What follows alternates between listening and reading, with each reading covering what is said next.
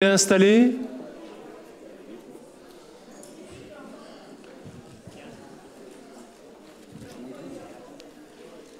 Steve, il n'est pas grand, mais je le vois quand même.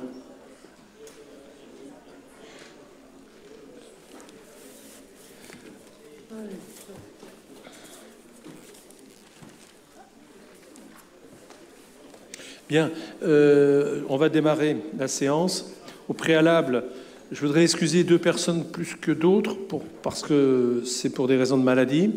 Donc on a Jacques Jallet qui est pas bien du tout, mais c'est pour des raisons, je dirais, de saison, hein, avec l'humidité, le froid, voilà, donc il est malade. Par contre, on a Jean-Marie Lalande qui, hier après-midi, chez lui, a fait un petit AVC, et ça a nécessité une hospitalisation à Saint-Charles. Il a subi tous les examens, ça se termine bien, je l'ai eu au téléphone cet après-midi.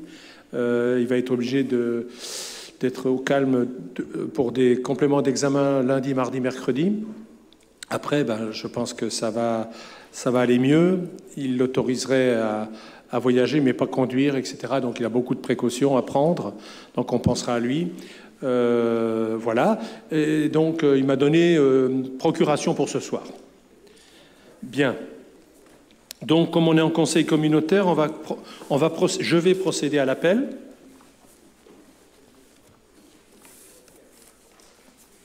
Alors, Didier Agusti, Serge Alem, Francis Altan, représenté par Patricia, que j'ai vu, Éric Aubert, Jean-Luc Audouin, Edith, Jean-Yves Ozen. Excusez-moi, je vais mettre mes lunettes parce que ça fait loin. Nicolas Balland, excusez, a donné pouvoir à Jean-Joël Piton. Tu es d'accord? Ok. Aurélien Banzet.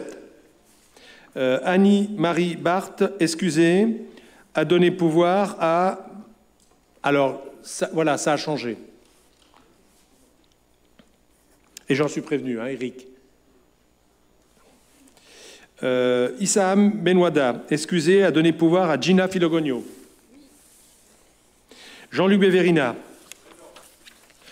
André Boulangeau. Jean-Paul Boulanger. Steve Brennett. Jean-François Bruel.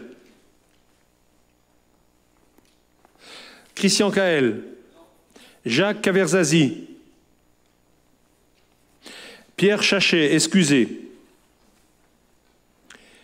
Frédéric Guimain est-elle là? Non, j'ai pas. Merci. Régine Chinould, excusez. Emmanuel Heinderix est-il? Merci. Dominique Chaubeau, excusez, a donné pouvoir à Bruno Toussaint. Oui. Marie-Hélène Chrétien. Jean-Claude Courrier. Jean-Marie Cuny. Thierry Duhem est là, peut-être? Colette Dauphin. Marie-Claire Delmastro. Alain Demange. Christian Demange. Et tu bénéficies du pouvoir de Patrick Villaume. Stéphane Demange. Et tu bénéficies du pouvoir de Jean Rabold. Sylvia Didier-Defresse, excusez, pouvoir à Jean-Marie Glé. Delphine Ducré-Didier. Dominique Duhaut. Elisabeth Didier, peut-être? Virginie Dupont, excusez, a donné pouvoir à Carole Trabac. Carole. Oui, voilà. Tu es d'accord sur le... Virginie. Parfait, merci. Sylvie Febvet. Gina, présente. François Florent Didier. Brigitte Gamin. Romain Gagné. Claude Georges. Annie Girardin. Jean-Marie Glé, qu'on a vu. Jean-Michel Grandmère, qui est là. Mustapha, excusez, a donné pouvoir à Edith. Nadia Guida, excusez, donne pouvoir à André Boulangeau. Denis Guyon. Alain Haas. Christian Arenza. Brigitte Henry. Denis Henry de Bifontaine, présent. Denis Henry de Rans-sur-Plaine, je ne l'ai pas vu. Peut-être Philippe Rousset, non plus. Patrick Herriot, présent. Jacques Estin, pas vu. Denis Huin. Jacques Jallet, donc excusé, a donné pouvoir à Fanny Wagner. Claude Kiner, excusé, a donné pouvoir à Annabelle Soudière. Bertrand Klein, présent. Jean-Georges Keller, présent. Jean-Marie Lalande, donc, a donné pouvoir à Claude Georges. Patrick Lalvé, présent. Virginie Lalvé, présent. Daniel Lallemand, Emmanuel Laurent, David Laxener, présent. Merci. Lionel Leclerc, excusé, a donné pouvoir à Bernadette Riva. Catherine Lecomte, Françoise Legrand, Anthony Lemaire, non. Hubert Ringo est peut-être là, non. Céline Lemaire, non. Caroline Lerognon, et elle, tu bénéficies du pouvoir de Damien Persson. Bernard Liégeois, Marc Madédu, absent mais représenté, excusez-moi, par Catherine Mathieu. Jean-Jacques Marchal, je ne l'ai pas, si, non, je ne l'ai pas vu. Lucette Marchal, présente. William Matisse, il va arriver, d'accord. Donc je le compte présent. Étienne Maire, excusé, a donné pouvoir à Christian Petit, d'accord. Laure Moulin, Jacques Nicole, Jean-Marie Nicole, Laurent Paris, Raoul Partage, excusé. Josiane Bonhomme, peut-être présente, je ne l'ai pas vue. D'accord. Damien Persson, on l'a vu avec Caroline. Christian Petit, on l'a vu. Benoît Pierrat. Julien Pierrat-Labol, absent. Jean-Joël Piton, que nous avons vu avec Nicolas Balland. Charline Prince, présente. Caroline Privat-Massioni, présente. Bénéficie du pouvoir de Jacques Rouillet. Guillaume Prunier-Duparge, excusé, a donné pouvoir à Pierre Sarrazin. D'accord. Jean Rabolt, excusé, mais c'est Stéphane qui a le pouvoir. Marie-Christine Régnier, excusé, suppléée par Jean-François Valentin Grandjean. Je ne l'ai pas vu. Là, il va peut-être en retard. Christine Riss, que j'ai vue. Bernadette Riva, que nous venons d'appeler Bernard Ropp, pas vu. Jean-Louis Ropp, Gérard Roudot, Jacques Rouillet, excusé, mais Caroline Privat leur présente. Philippe Salério, Pierre Sarrazin qu'on vient de nommer, Secbouri, Nicolas Simon, donc Annabelle Soudière. Elle va arriver. Jean-Luc Thirier, Bernard Thomas, que j'ai vu, Daniel Tisserand également, Bruno Toussaint, Carole Trarbach, présente. Donc Jacques Valence, représenté par son premier adjoint, François, d'accord. Patrick Viau, m'excusez, est représenté par Christian Demange. On va terminer. Rachel Winson, normalement représentée par Jean-François Voignier. C'est ça, non? Ah, d'accord. Jean-Marie Van der Scher, Patrick Vouriot.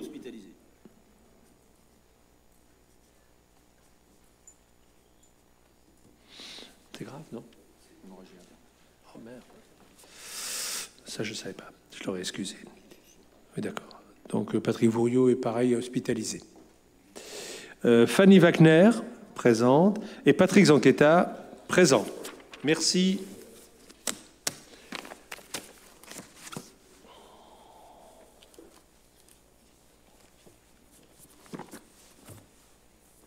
Bien. Point d'information, ça ira vite, il n'y en a pas. Alors, le point 1. Pardon? Secrétaire, merci. Ma chère Fanny, je te remercie pleinement. Qu'est-ce qu'il a dit comme d'habitude? Le point 1. Donc, approbation du procès-verbal de la séance du 13 mars 2023 que vous avez dû recevoir. Est-ce qu'il vous a permis d'avoir des remarques ou des questions, éventuellement, des points qui ne seraient pas clairs ou qui mériteraient d'être modifiés? Sinon, on passera à son approbation. Donc, puisqu'il n'y a pas de questions, qui voterait contre et qui s'abstiendrait? Merci. Le point 2, c'est l'adhésion. Donc, ça sera présenté par notre vice-président au développement économique, Benoît Piras. C'est l'adhésion à l'Agence de développement économique des Vosges. Merci, Monsieur le Président. Bonsoir à toutes et à tous. Alors, moi, je vais vous parler oui, en effet, de l'adhésion à l'Agence de développement économique des Vosges. Il s'agit, pour faire un peu la genèse du projet, vous avez déjà entendu parler d'une adhésion. Nous avions pris une délibération en 2018, c'était hier, parce que une agence de développement économique devait s'installer, enfin en tout cas devait naître dans les Vosges sous l'impulsion de la région Grand Est. Bon, pour différentes raisons, ça ne s'est pas fait. Depuis la région Grand Est est revenue aussi vers les intercos et vers les départements pour pouvoir mettre en place une agence de développement économique. Étant donné que les Vosges étaient un des 2 derniers départements à ne pas être pourvus d'agence de développement économique. Donc nous avons depuis quelques mois, nous nous sommes retrouvés tous les EPCI vosgiens autour de la table à la Maison de la Région pour travailler sur la mise en place de cette agence de développement économique. Alors, c'est vraiment un maillon sur tout l'écosystème d'accompagnement des entreprises pour le département. C'est des missions, sont des missions qui restent importantes en termes de sensibilisation des entreprises, d'accompagnement individuel des entreprises, d'implantation d'entreprises sur le département de manière exogène sur le territoire. Et puis, avec la région, la CCI, la Chambre de commerce et d'industrie des Vosges, a souhaité participer activement aussi à une expérimentation sur 3 ans de cette agence de développement économique. On a différentes missions qui sont référencées. Je l'ai dit tout à l'heure, mais en termes de sensibilisation des entreprises, travailler sur le numérique, travailler sur la santé, sur l'environnement, sur l'industrie, sur l'accompagnement individuel des entreprises, et puis faciliter au sein du département des Vosges des implantations d'entreprises étrangères, avec notamment une gestion d'une base immobilière importante, une base foncière, et puis un accompagnement porté sur tous les projets dans le cadre de partenariats et d'investissements. Avoir vraiment une définition de l'attractivité territoriale du département en lien avec un plan d'action annuel qui sera établi avec le département. Donc ça renvoie sur des missions et des compétences qui sont distinctes, avec bien évidemment des financements de part et d'autre. Outre les EPCI, eh bien on va aller chercher des financements avec la région, le département, la Chambre de commerce et d'industrie, et puis les différents EPCI. Alors le but, bien sûr, les différentes EPCI, enfin pour la plupart, sont dotés d'un service de développement économique. C'est le cas pour la CA de Saint-Dié. Donc c'est un complément, c'est une possibilité aussi de travailler d'aide à l'installation et à l'accompagnement des entreprises. C'est pas quelque chose qui vient s'additionner en plus. Donc on a vraiment cette volonté de pouvoir travailler sur de l'information aux différentes collectivités, d'animer les réseaux, de recenser les besoins des entreprises, de recruter aussi des entreprises, et puis bien sûr tout ça en cohérence et en lien avec toutes les communautés d'offreurs de solutions. Je pense à Grand Est Transformation, Grand Est Innov, etc. L'agence, elle déploiera un programme d'animation et de rencontres avec des enjeux et des rencontres thématiques. Elle pourra proposer un format d'animation.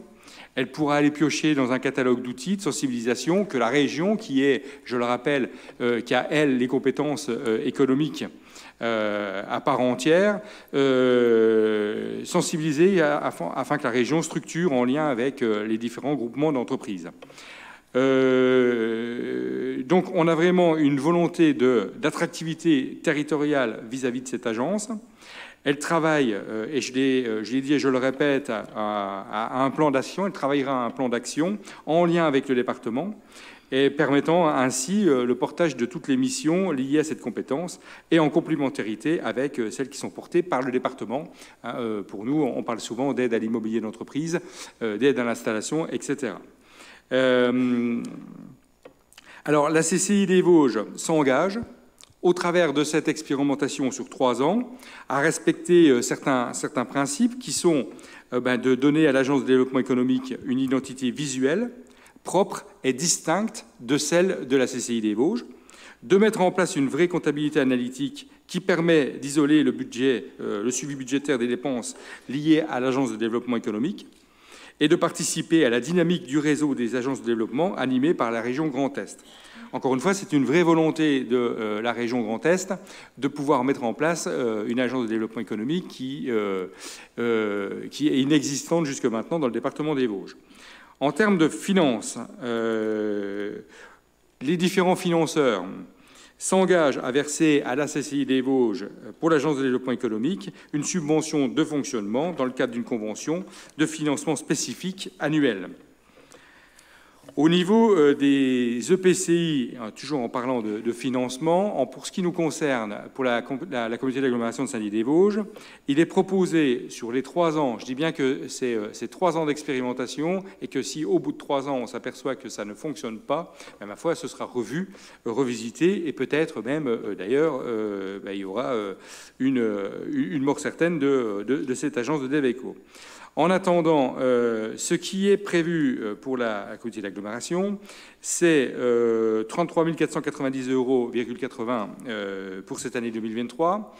Ça a été établi au nombre d'habitants par EPCI et ça représente 45 centimes par habitant en 2023. Bien évidemment, il faut monter en puissance au cours des 2 années qui suivront.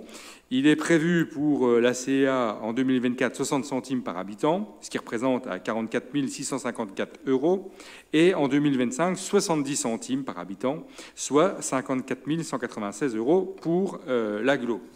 Pour les 3 années, l'agglo subventionnerait cette agence à raison de 132 342 €. La région Grand Est, quant à elle, elle abondera à la hauteur de 227 000 € en 2023, 270 000 en 2024 et 265 000 en 2025, soit 762 000 €. La volonté de la région Grand Est, en termes d'accompagnement, est de financer 50% du frais de fonctionnement de l'agence. Le département, donc le conseil départemental des Vosges, prend sa part à hauteur de 40 000 € dès 2023, 45 000 l'année prochaine et 50 000 € en 2025. Quant à la CCI, elle finance à budget constant, donc chaque année, elle mettra 55 000 €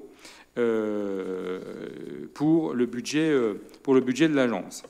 Bien évidemment, il faut aujourd'hui délibérer. À ce jour, donc, toutes les EPCI vosgiennes ont donné leur accord de principe, et certaines sont allées plus loin en délibérant favorablement pour la mise en place de l'agence. C'est la moitié. Donc ça ferait 7 ce soir si nous décidons de délibérer favorablement pour l'agence de développement économique. Au cours du premier trimestre 2023, il s'agit de recruter du personnel et des agents pour faire tourner l'agence. Dans un premier temps, un responsable d'agence, puis 2 chargés de développement, un qui sera plus spécialisé sur l'endogène et un qui sera plus spécialisé sur l'exogène, aller rechercher des entreprises extérieures et les faire venir dans les Vosges. Établir aussi un plan d'action qui sera concerté avec les différentes EPCI et la région afin de définir toutes les actions qui seront portées par l'agence pour les 3 années qui viennent. Donc je vous ai dit, il n'y a pas de refus de participation concernant les différents EPCI, en tout cas avant délibération. 6 à ce jour ont délibéré. Elles jouent, donc ces EPCI, un rôle fondamental et un rôle central dans l'orientation de l'agence de DEVECO, en fournissant les listes d'entreprises qui seront à accompagner sur le territoire, en étant un vrai membre actif des comités de pilotage. Et nous sommes majoritairement représentés, car toutes les EPCI ont un élu qui le représente au sein du conseil d'administration, du comité. Voilà, les EPCI donc donnent des orientations stratégiques. On a 12 voix au total sur 17. Il y a 3 élus de la région Grand Est, et 1 pour le conseil départemental et 1 pour la chambre de commerce et d'industrie. Donc voilà un peu ce que je voulais vous dire. Encore une fois, c'est une complémentarité. Certaines EPCI n'ont pas, elles sont plutôt jeunes aussi. Elles sont plus petites que les 2 communautés d'agglomération d'Épinal et de Saint-Dié-des-Vosges. Elles ont des services qui sont plus restreints. Le but étant, bien évidemment, de pouvoir s'associer, de pouvoir entretenir l'attractivité économique du département des Vosges en fléchant et en ciblant avec le comité et avec les entreprises, les installations au sein et au cœur du département des Vosges. Donc c'est vraiment une complémentarité avec un gros travail aussi à faire sur les entreprises extérieures, donc sur l'exogène. Voilà, donc c'est pas une nouveauté pour nous, puisque dès 2018, il y avait eu un travail de création de cette agence, mais pour les raisons, peut-être le Covid aussi passant par là, avec un stand-by et une mise en sommeil, et encore une fois une vraie volonté de la région de revenir autour de la table en mettant les moyens nécessaires, humains, logistiques, financiers, pour pouvoir donner de l'attractivité économique au département des Vosges. Voilà ce que je voulais vous dire. Donc bien évidemment, on suivra attentivement avec cette volonté aussi d'avoir des agents de l'Agence de développement économique sur Saint-Dié-des-Vosges pour pouvoir travailler avec eux, pour pouvoir aller visiter les entreprises avec eux, dire que chacun ne fasse pas son travail sans communiquer avec l'autre. C'est un vrai partenariat qui doit s'installer entre nous et cette agence de développement économique pour nous aider aussi dans la recherche, dans l'accompagnement, dans le développement des entreprises du territoire. Voilà ce que je voulais vous dire. Je me tiens à votre disposition. Alors, question, j'ai Jean-Luc.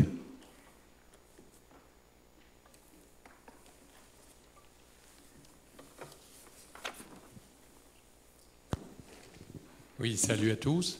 Oui, j'ai bien compris que c'est une entité complètement indépendante où elle rend compte à qui cette agence de développement économique. Son patron, c'est qui ? Puisqu'il y a plusieurs partenaires institutionnels, tous ceux qui ont la compétence économique, effectivement la région Grand Est, il y a le département, les communautés d'agglo, mais qui est leur chef et à qui ils vont rendre compte en priorité ? En fait, il est porté par la Chambre de commerce et d'industrie. C'est-à-dire que ils sont logés par la Chambre de commerce et d'industrie. Oui, non, mais et l'agent, enfin la CCI va être partie intégrante en fournissant aussi, d'ailleurs, je l'ai dit, il y a 55 000 euros qui sont subventionnés par la Chambre de commerce et d'industrie, en mettant ses moyens humains, son directeur, et ses moyens financiers, ses moyens logistiques, son carnet d'adresses, parce que ça fait partie aussi des compétences et de la feuille de route d'une CCI. Mais on a un comité technique à l'intérieur avec, de manière distincte, un directeur qui, normalement, alors moi j'en ai pas le nom, mais il semblerait qu'il y ait un directeur qui a été retenu pour l'agence de développement économique. Et donc dans ce comité technique, on va retrouver, j'ai dit, un élu de chaque EPCI la région Grand Est, le conseil départemental et bien évidemment la chambre de commerce et d'industrie.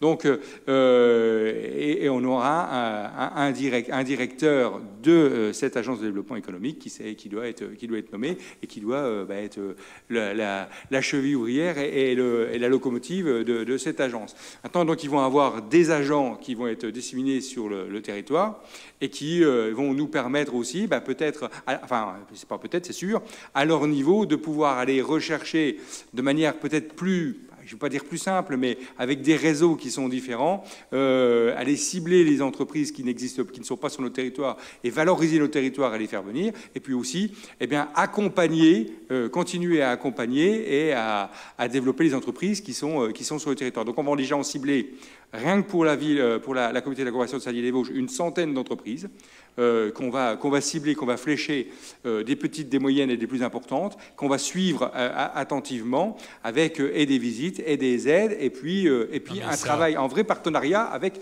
notre service de Deveco de l'agglo. Ça, on a bien compris, mais qui ce directeur qui va avoir des agents pour aller sur le terrain, pour essayer de vendre notre territoire un peu mieux, à qui ce directeur, il dépend de qui? Il va dépendre. Est-ce qu'il dépend uniquement d'une entité? La gouvernance. Benoît, je peux répondre. Je veux dire, parce que, s'il te plaît. Oui, bien sûr. Ça ne dérange pas. Je veux dire, déjà, le directeur, il va être recruté, il est pressenti. Il ne vient pas de la Chambre de commerce et de l'industrie, totalement indépendant. Deuxièmement, on n'est pas logé, parce que le hasard a fait que j'ai rencontré Claudel mercredi pour un autre sujet complètement. On n'est pas logé à la Chambre de commerce et de l'industrie. Mais c'est la maison de l'économie. Donc, pour moi, forcément, la région sera son responsable. Après, il y a les 12 EPCI qui vont faire partie, comme vient de l'expliquer Benoît, il a très bien expliqué. Pour moi, c'est la région tête de file, puisque c'est quand même la compétence économique est dans la région. Les 12 EPCI, et c'est pour ça que j'en ai profité, j'étais là-bas pour d'autres raisons, c'était pour la régie de l'eau et d'autres sujets, j'en ai profité pour en parler, et ils attendent de notre part clairement la feuille de route que Benoît va fixer avec ses équipes, et c'est cette feuille de route-là que cette équipe travaillera pour la communauté d'agglomération de Saint-Dié-des-Vosges. Voilà. Excuse-moi, Benoît. En fait, la gouvernance de l'agence. Alors là, je reprends la convention, le projet de convention. La gouvernance de l'agence sera centrée autour de 2 instances. Un comité stratégique des financeurs de l'agence, bon, c'est normal, région, EPCI, département et CCI. Et je l'ai dit tout à l'heure, siégeront le président de chaque EPCI du territoire ou son représentant, le président du conseil départemental ou son représentant, le président de la CCI ou son représentant et 3 représentants du conseil régional. Le comité se réunira 2 fois par an minimum et aura pour rôle de définir la stratégie, se prononcer sur le rapport d'activité de l'agence, discuter du montant des cotisations et faire le bilan de l'expérimentation et ainsi se prononcer sur sa pérennisation. Le comité de suivi technique, lui, sera composé des services de la région, du département, des directeurs généraux des EPCI, du directeur général de la CCI des Vosges et du responsable de l'agence. Le comité se réunira semestriellement pendant la phase d'expérimentation, voire plus, bien sûr, régulièrement pour les premiers mois, et devra tenir compte des attentes des financeurs dans l'établissement de la feuille de route, afin de suivre le bon déroulé de la feuille de route, proposer des actions à mener par l'agence et préparer ainsi un comité stratégique des financeurs. Donc voilà comment ça se passe. Merci Benoît. J'insiste sur le fait que c'est une expérience de 3 ans. Notre feuille de route, c'est celle que nous allons leur fixer. Donc ça, c'est un travail qu'il faut préparer. Je crois qu'Olivier avec Anaïs sont prêts. Benoît a validé, je pense, la feuille de route. Donc c'est cette feuille de route-là qui va être pour nous le test. Ensuite, malgré la distance, il est prévu tous les trimestres au BAMO un point physique autant de fois qu'il faudra sur Saint-Dié. Donc je pense qu'on a bien encadré notre participation et notre adhésion. Voilà. Ça reste c'est un complément. Moi, j'insiste vraiment sur un complément un complément des services de développement économique qui sont à l'intérieur des EPCI. C'est pas pour le boulot de l'un et de l'autre, c'est vraiment travailler en partenariat et en particulier nous aider, en tout cas c'est ce qu'on souhaite, hein, bien évidemment, de travailler sur des grosses entreprises qui ne sont pas dans les Vosges, donc vraiment travailler sur l'exogène aussi. Et là, bon, il y a une faille, bien évidemment, pour raison de moyens humains, pour raison de temps, mais que ce soit dans une petite interco comme à la CA d'Épinal ou à la CA de Saint-Dié. Voilà, donc vraiment, c'est une aide et c'est surtout, mais on y veillera bien évidemment, ne pas aller chercher, ne pas piocher telle entreprise pour la mettre à tel autre, à tel endroit. Voilà, c'est vraiment une concertation permanente de l'attractivité territoriale au niveau économique du département. Voilà. Maintenant, encore une fois, il y a une vraie expérimentation et on a décidé de ne pas vouloir rendre pérenne ce qui a été fait dans certains départements, mais de ne pas rendre pérenne tout de suite cette agence parce que, bon, comme dirait l'autre, qui vivra verra. Mais c'est important pour nous. Bien.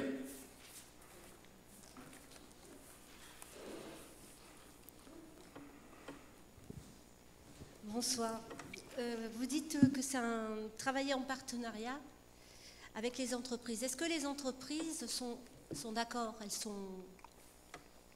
que vous allez pour le développement? On n'a pas consulté les entreprises pour pouvoir adhérer. C'est d'abord les EPCI qui sont concernés. Bien sûr, on ira vers les entreprises, Benoît. Ce que notre service développement économique fait d'une façon très régulière.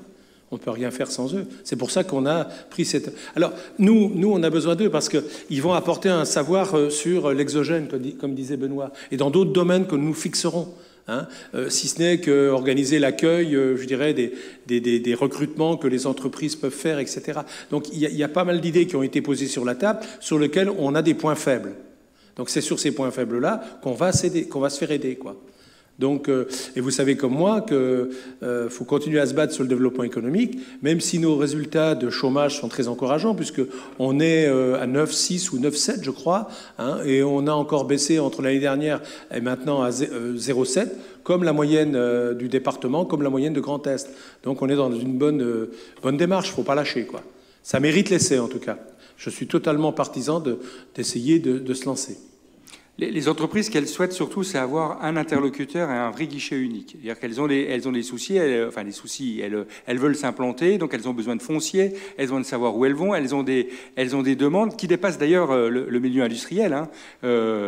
On a de plus en plus, mais que vont faire mes employés lorsqu'ils ne travaillent pas? Est-ce qu'ils ont la possibilité de faire du sport? Est-ce qu'il y a de la culture? Est-ce qu'il y a... Voilà. Donc il y a un vrai travail au niveau de l'attractivité du territoire, et c'est mettre en concertation tout ça et de pouvoir bosser. Donc elles ne peuvent être que favorables, parce qu'elles ont besoin d'aide. On parlait de l'aide à l'immobilier. Quand on arrive et puis qu'on leur propose des possibilités, même si elles sont toujours, ça pourrait toujours être plus, mais des possibilités de financement de 40 000 euros, voire plus, eh bien, elles en sont heureuses. On travaille les dossiers avec elles.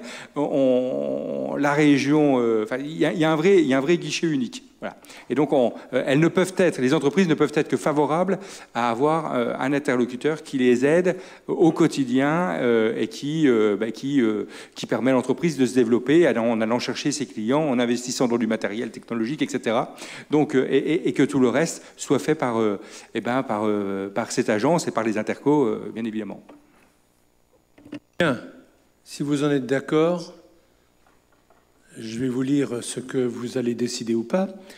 Donc, la délibération consistera à approuver le principe de création de cette agence, approuver l'adhésion de notre communauté, approuver les termes de la convention cadre objectif avec la Chambre de commerce et de l'industrie, ainsi que les annexes à la dite convention dans la convention de financement 2023 avec la CCI des Vosges, la dite convention cadre étant annexée à la présente, autorise Monsieur le Président ou son représentant à signer la dite convention, approuve le versement de la participation financière 2023 de 45 centimes, comme Benoît vous l'a proposé, et de désigner, alors je proposerai que dans cette délibération, pour représenter notre agglomération, le président vous propose son vice-président, Benoît Pirat, en charge du développement économique. donc de représenter la communauté d'agglomération au sein du comité stratégique des financeurs de l'agence de développement et autorise le président ou son représentant à effectuer toute démarche et à signer tout document nécessaire à la mise en œuvre de la présente délibération. Voilà. Donc, qui s'abstient? 2 abstentions. Attention aux pouvoirs qui sont donnés. Qui est contre? Merci. Merci Benoît, merci à vous. Alors, le point suivant, c'est le point 3, et le rapporteur, c'est Patrick Lalvé, c'est le rapport d'activité 2022 de l'Office de tourisme intercommunal. Merci Patrick. Merci Monsieur le Président, bonsoir à toutes et à tous. Donc, comme vous le savez, donc, tous les ans, donc, on doit approuver donc, le rapport d'activité de l'Office du tourisme, donc conformément bien sûr à la convention d'objectifs qui est signée entre la communauté d'agglomération de Saint-Dié-des-Vosges et l'Office du tourisme intercommunal, et donc, qui a pour objet donc, de définir les relations entre les deux parties, ainsi que les moyens fournis par l'Office du tourisme intercommunal de Saint-Dié. Et donc, celui-ci doit donc rédiger un rapport d'activité. Alors, là, vous l'avez sur table, hein, ce petit rapport d'activité. Donc, je ne vais peut-être pas non plus forcément le détailler complètement, quoique. Les données techniques, un petit peu par rapport à ce rapport d'activité. Donc, l'Office du tourisme intercommunal de Saint-Dié-des-Vosges, donc c'est bien sûr donc 6 bureaux d'information touristique qui sont détenteurs de la marque Qualité Tourisme. Donc Corcieux, Fraise, Plainfin, Raon-l'Étape, Saint-Dié-des-Vosges et Senones. Ça comporte également donc 14 experts de la destination, donc c'est-à-dire 14 personnes qui travaillent au sein de cet office, 2 apprentis qui sont également en études touristiques à l'EUT de Saint-Dié-des-Vosges, 8 pôles d'activité. Donc les 8 pôles d'activité, ils sont bien sûr dans ce petit rapport. Le pôle administration, donc un peu, si on veut par là, la gestion de l'EPIC, le pôle communication, le pôle réceptif et groupe, le pôle promotion, le pôle coordination des acteurs locaux, le pôle ressources, le pôle projet et donc le pôle label et qualité. Si on prend donc le pôle accueil au niveau de la fréquentation, donc c'est sur cette année 2022, donc 47 163 personnes ont été accueillies et renseignées, alors que ce soit aussi bien physique que par mail que par téléphone. Donc c'est plus 6% environ par rapport à 2021. Ce qu'il faut savoir, c'est que les 6 offices de tourisme sont ouverts à l'année, mais on est en construction d'un schéma d'accueil adapté qui est en cours par rapport à 2023. Pour tenir compte un petit peu des fréquentations que l'on peut avoir. Le pôle coordination donc, des acteurs locaux, là on a quand même 239 partenaires, dont 13 nouveaux. Et donc on propose à ces partenaires 2 offres. Alors quand on dit 2 offres, c'est le fait de pouvoir être dans nos guides. Donc un pack pro, donc professionnel, et là c'est une nouveauté pour cette année, un pack visibilité plus. Concernant toujours ce pôle coordination, l'OTI propose bien sûr divers services aux partenaires, que ce soit des éductours, des ateliers, des animations numériques du territoire. L'OTI également accompagne tous les porteurs de projets quand il s'agit de la création d'hébergements. Donc là, on est à même de pouvoir aider et accompagner les personnes.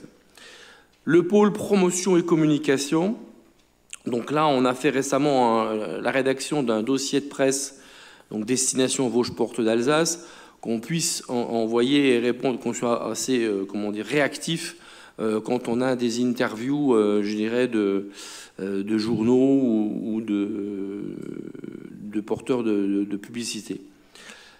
La rédaction de plusieurs communiqués de presse donc qu'on a déjà réalisés, donc que ce soit aussi bien de Mai à vélo, par rapport à la boussole, l'Explore Game, le 4 saisons. Donc ça, on le fait maintenant assez régulièrement. Les statistiques au niveau du site web, si on peut en parler un petit peu. Donc depuis le 1er juillet 2022, donc on a eu 6806 utilisateurs uniques, ce qui représente à peu près 35 626 pages qui ont été vues. La durée moyenne d'engagement quand les personnes viennent sur notre site, c'est 2 minutes 14 secondes. Bon, après ça, c'est des chiffres et des statistiques que je vous présente, mais bon, il est quand même intéressant de le savoir. Les pages qui sont les plus consultées sur notre site, en priorité, c'est tout l'agenda. Ensuite, circuits et itinéraires, donc principalement les randonnées, les locations de vacances, tous les hébergements, et en 5, donc les lacs de pierre percée. En comparaison à l'année dernière, pour la même période, même s'il faut être prudent, parce que la mise en ligne d'un nouveau site représente toujours une perte de référencement, le temps qu'il soit indexé par Google. Nous avions à peu près donc 18 046 utilisateurs, mais que 77 604 pages vues. Donc c'est un taux de rebond qui est assez élevé. Le pôle réceptif, donc là 41 prestations qui sont proposées par les offices, par les prestataires de l'Office du tourisme donc sur le territoire, 10 visites guidées qui ont été proposées, 30 visites de groupe et 85 visites individuelles. Au niveau du pôle ressources, donc par rapport à l'Office, bien sûr, donc il y a la subvention de l'agglomération qui a représenté en 2022 donc 481 000 euros.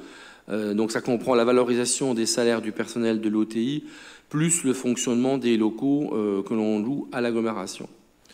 La taxe de séjour 2022, ça c'est intéressant aussi, elle a rapporté 453 204 euros, donc dont 50 000 euros qui ont été perçus sur l'exercice 2021, sur l'activité 2020, parce que là on était un petit peu à la pêche, à la relance par rapport à ça, donc ce qui nous a fait aussi augmenter cette taxe de séjour.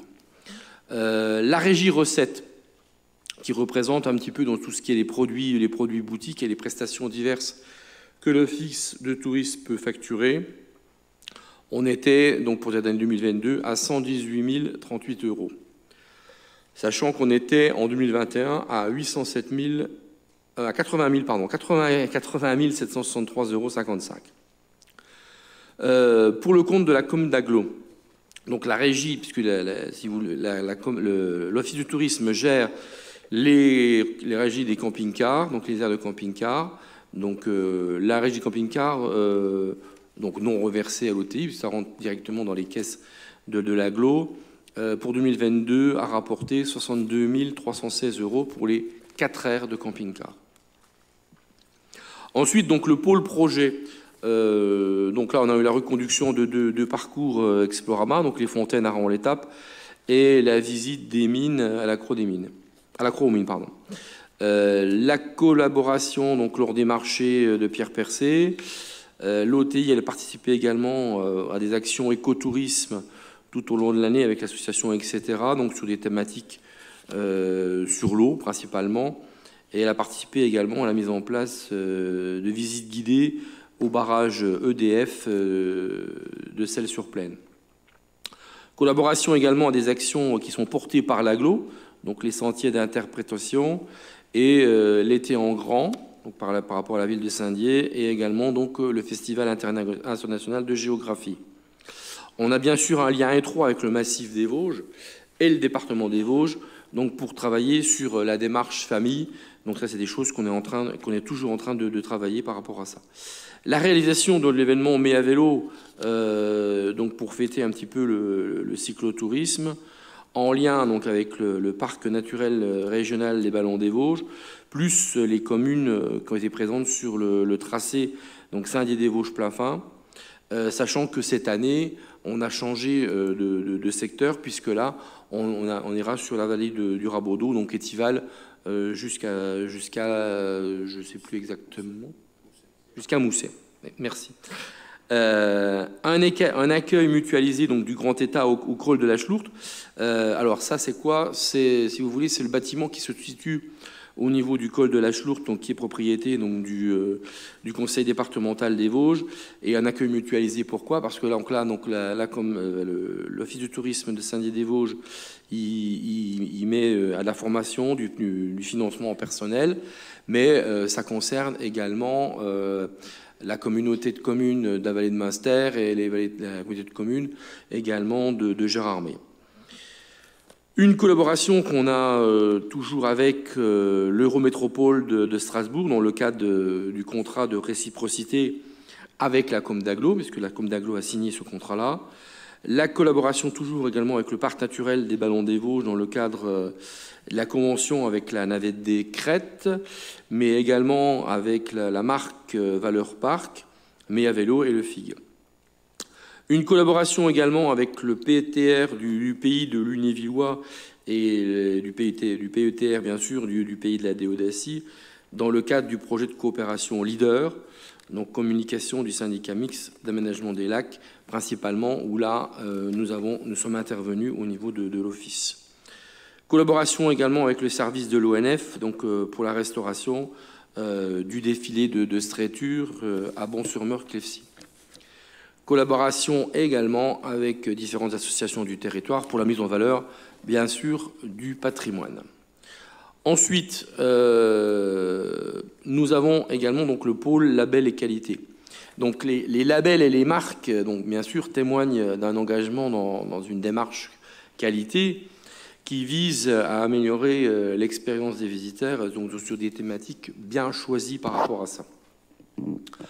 Ce qu'il faut savoir, c'est que l'Office du tourisme intercommunal de Saint-Dié-des-Vosges est détenteur donc, du classement en première catégorie de la marque qualité tourisme donc pour l'année 2022. On est également dans la démarche label accueil vélo avec le conseil départemental des Vosges.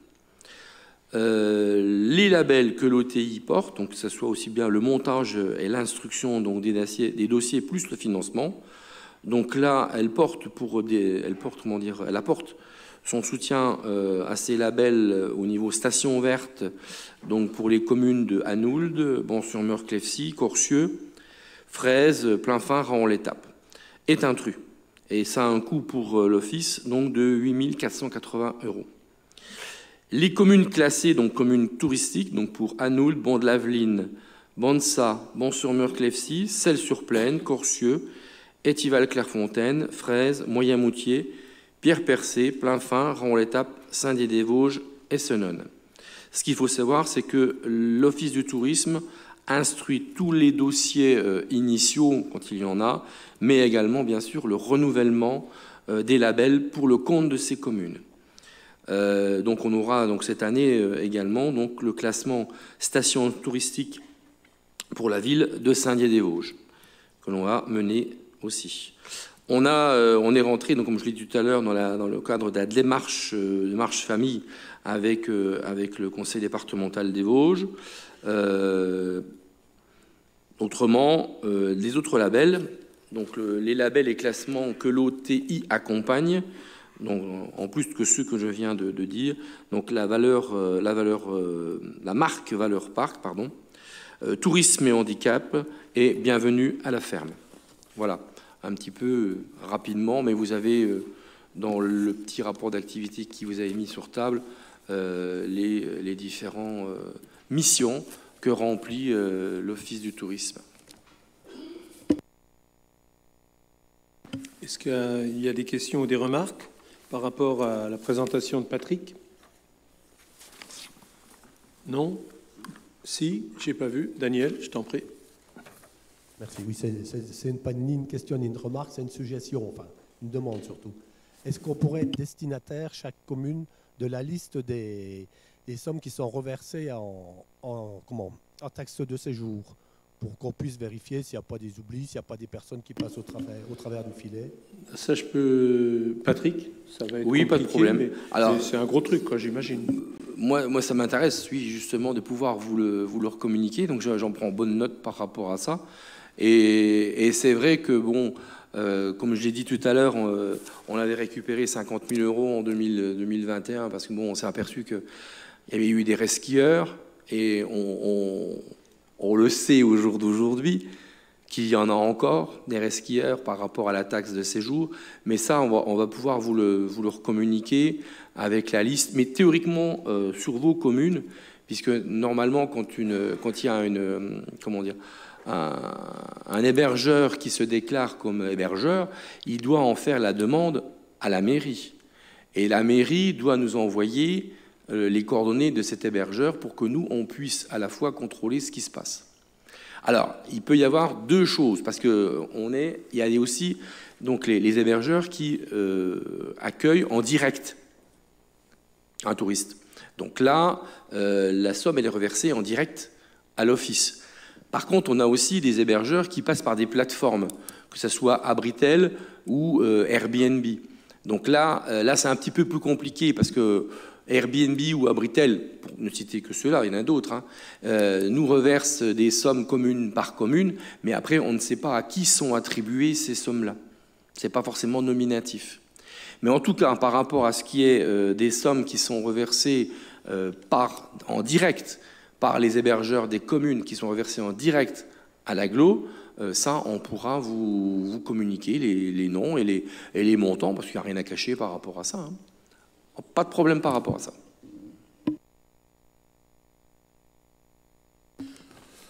Autre remarque ou question?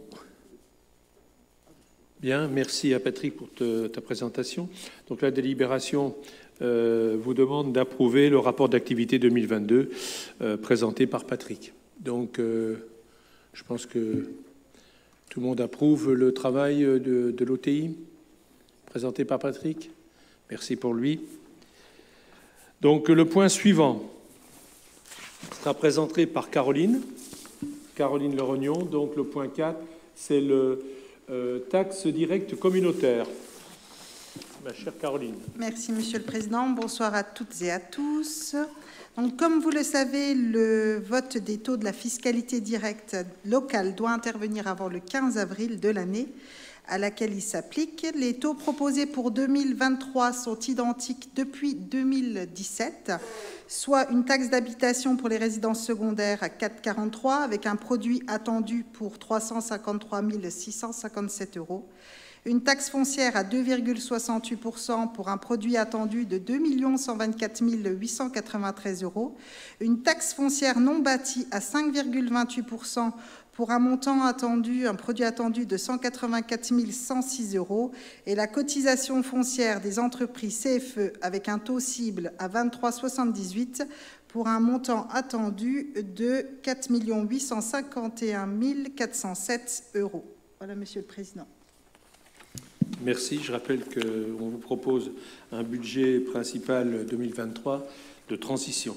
Donc c'est pour cette raison que les taux sont constants. Alors, est-ce qu'il y a... On va peut-être passer au vote. Qui serait contre? Qui s'abstiendrait? Merci. Point suivant.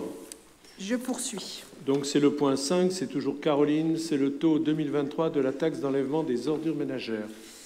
Donc, le service d'enlèvement des ordures ménagères de la communauté d'agglomération est financé par trois manières différentes, comme vous le savez, par le budget général pour l'ex-Comcom du Val de Neuilly pour un montant de 350 000 €, par la taxe d'enlèvement des ordures ménagères, la TOM, mais également par la redevance d'enlèvement des ordures ménagères, la ROM.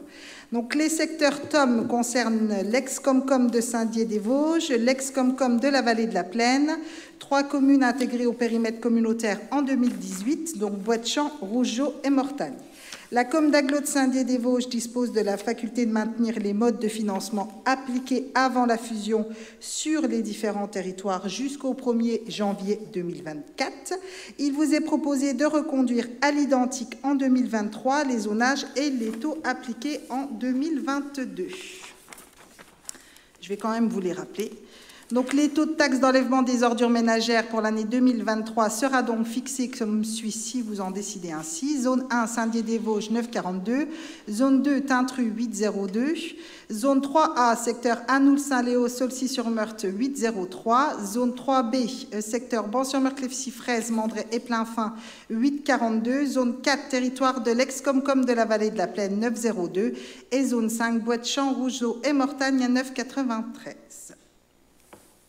Et nous devons prendre cette délibération avant le 15 avril également. Y aurait-il des questions? Je vous rappelle que mécaniquement, par l'indexation de l'actualisation des bases fiscales, le produit de lui-même va fructifier. Puisque pour... je ne sais pas si tu l'as dit, Caroline, peut-être? Si tu l'as dit? Le fait que les bases évoluent d'elles-mêmes. Oui. Hein, d'accord, tu l'as dit. Donc ça veut dire que pour un 4 millions perçu en 2022, on va pouvoir percevoir 4 250 000 en 2023. Bien. Donc qui est contre? Qui s'abstient? Merci.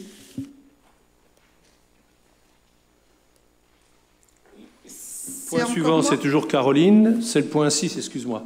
Taxe pour la gestion des milieux aquatiques et la prévention des inondations.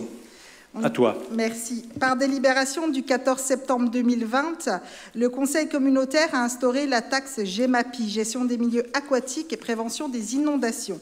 Celle-ci est exclusivement affectée au financement partiel ou total des dépenses de fonctionnement et ou d'investissement de la compétence GEMAPI. Son produit doit être voté également avant le 15 avril 2023 pour l'année 2023. Ce sont les services fiscaux qui déterminent les taux additionnels à appliquer aux différentes taxes concernées à partir du produit attendu par la collectivité. Et il est proposé d'arrêter le produit de la taxe pour la gestion des milieux aquatiques et prévention des inondations pour l'année 2023 à 450 000 €, identique aux années précédentes. Même chose, remarque, question? Oui, Bertrand? Attends, le micro va arriver. Bonjour tout le monde. J'ai une remarque par rapport à la GEMAPI et notamment au niveau des inondations. Il semble que les cours d'eau, ceux que je connais donc dans la vallée du Rabodeau, les cours d'eau sont en très mauvais état avec des embâcles. Et le premier problème d'inondation, c'est bien l'embâcle. Alors je ne sais pas comment on a un règlement sur l'eau qui existe au niveau de la communauté d'Aglo. Est-ce qu'il y aura des travaux à faire sur des tronçons de rivières pour éviter justement certaines inondations? Je peux te demander un coup de main, Aurélien? S'il te plaît, vous pouvez lui passer le micro?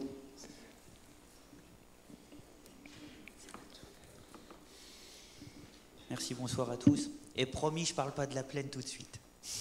C'est pour le bureau, ça. C'est un petit... Comment? Je dis promis, je ne parle pas de la plaine tout de suite. C'est un petit clin d'œil pour le bureau, ça. Oh non, c'est une boutade de mon cher Aurélien. On parlera que du Rabodeau.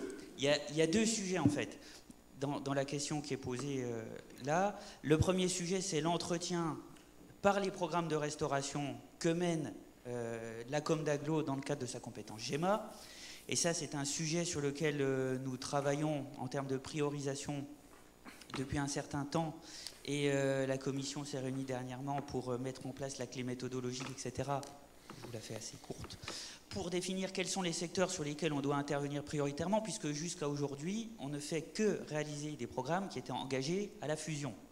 Donc pour l'instant, on n'a pas tapé dans la butte de ce qui reste à côté. Ça, c'est la première chose. Donc réponse pour enlèvement d'embâcles sur la vallée du Rabodeau ou ailleurs, dans ce cadre-là, vous l'aurez compris, pas tout de suite. En revanche, quand il y a un sujet urgent de menace de la sécurité publique, à ce moment-là, les communes sont en droit de prendre les mesures nécessaires pour faire les démarches pour que les choses se fassent. Nous, comme d'Aglo, on peut apporter un accompagnement technique. Dans le cadre du règlement d'intervention qu'on a voté et actualisé, je crois que c'était en fin 2021, on avait bien stipulé que cet entretien-là n'était pas à la charge de l'Interco, parce que sinon on serait obligé de courir partout. En revanche, et je le redis, dans le cadre d'une intervention ponctuelle urgente qui a trait à une menace de la sécurité publique, le maire peut prendre toute disposition nécessaire, bien sûr en lien avec les services concernés et la police de l'eau. Oui. Une petite précision, je vais donner un tuyau, pas pour mettre le Rabodeau dans le tuyau, mais ça s'est passé à Laval de Senones où il y avait des embâcles à n'en plus finir et qui menaçaient effectivement de faire barrage. Donc, et comme le Rabodeau est une rivière domaniale, flottable et navigable, la compétence, le lit appartient à l'État, qui n'a naturellement pas de crédit pour entretenir son domaine. Donc, en les sollicitant, l'État, il doit intervenir pour nettoyer le lit mineur de la rivière. C'est ce qu'ils ont fait sur Senones. C'est un scoop, ça peut vous aider. Donc, ils ont quelques crédits Donc ils viennent sur place et en fonction de leur enveloppe, ils peuvent enlever quelques embâcles. On l'a déjà fait via la communauté de communes des Abbayes. On l'a fait aussi sur Mousset à l'époque. Et donc on vient de le faire sur Senones, sur l'entrée de Senones. Ça peut servir à toutes les communes qui ont la chance ou la malchance d'avoir une rivière domaniale qui les traverse. Voilà, à condition qu'elle soit classée domaniale, le lit mineur appartient à l'État. Et les rives appartiennent aux riverains. Merci Jean-Luc. Voilà. Est-ce que Bertrand, ça t'éclaire un peu plus? Bien.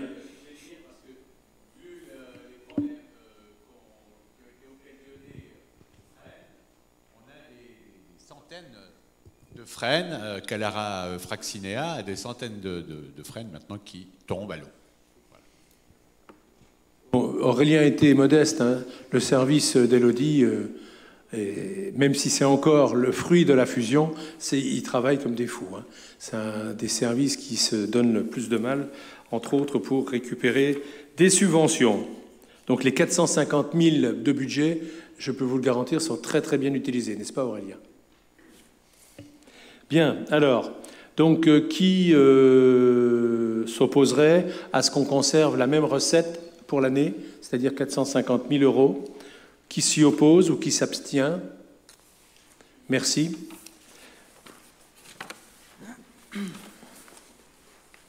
Le point suivant, c'est la neutralisation des amortissements pour les subventions versées. C'est toujours Caroline. Le décret du 29 décembre 2015 permet aux communes ou aux EPCI de mettre en œuvre la neutralisation de la dotation aux amortissements des subventions d'équipements versées. Les dotations aux amortissements servent à renouveler leurs équipements. Or, les subventions d'équipements versées ne constituent pas un équipement de la collectivité. L'amortissement de ces subventions d'équipement est obligatoire, mais l'EPCI a la possibilité de procéder à la neutralisation comptable de ces amortissements. La mise en œuvre de cette possibilité nécessite donc une délibération annuelle du Conseil communautaire.